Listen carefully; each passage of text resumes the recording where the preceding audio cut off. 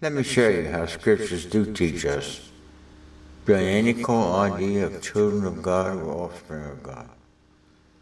Go to BibleGateway.com and type in the search area, children, and you'll see the many times that this word comes up.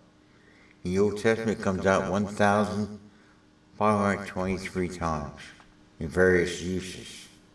For now, I want to focus on these texts in the New Testament, which used 150 times in various uses. We want to focus on those texts that relate to our being the children of God and who they are. We want to skip over those that refer to children of the flesh, which I've dealt with in my series on the flesh, defined as our races, cultures, secular religious creeds, and gender of male and female.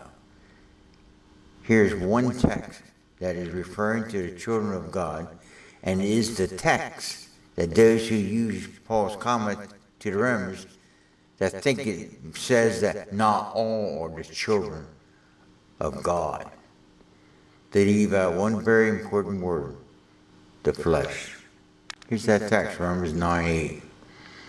That is, they which are the children of the flesh, these are not the children of God, but the children of the promise are counted for the seed. I couldn't, and I have, expressed this text in greater depth, but here I want you to see who the children of God are not. Those of the flesh are not, by an act of their free will, they have chosen to reject what our Father is attempting to reveal to us. This mystery of Christ being all and in all, Jew and Gentile, which comes out deep in my other series on the mystery, the mind of Christ, the first begotten, the flesh, and several other series. Those of the promise are, and always have been, the children of God. These have accepted and have come to know, believe, and experience the eternal fact of them being the children of God, His eternal offspring, and realize what God has always been their Father, unaware, and are not following so-called fathers of their flesh. You see this expressed in Hebrews 12, verse 9.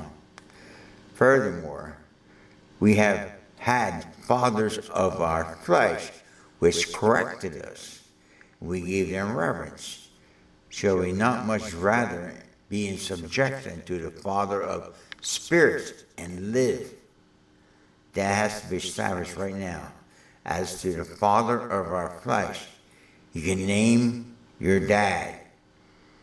Better use of the word, not father, which came out in my other series about this Abba Father, Daddy Father.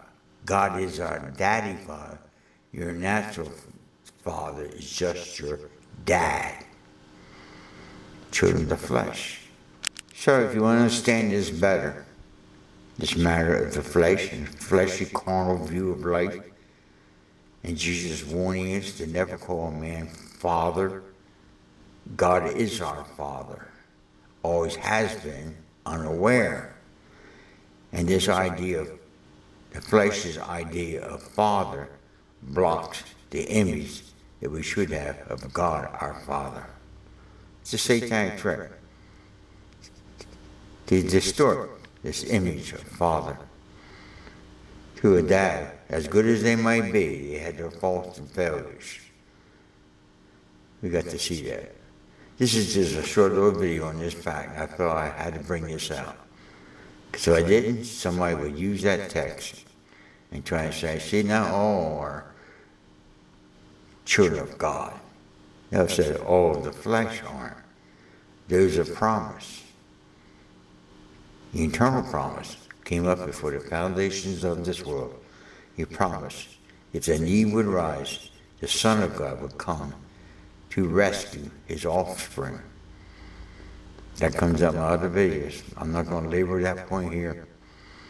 I'm not even going to transcribe this part. It's in my other videos. Or you could ask your Father. He'll explain it to you. God bless.